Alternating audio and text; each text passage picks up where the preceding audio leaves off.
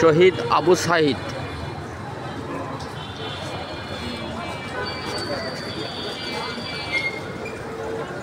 শহীদ মুগ্ধ,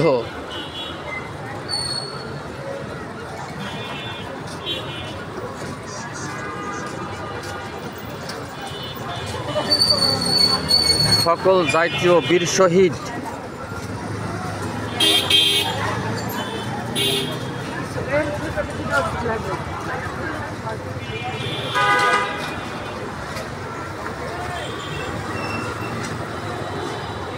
তোমরা মরে আমাদের করলে মুক্ত,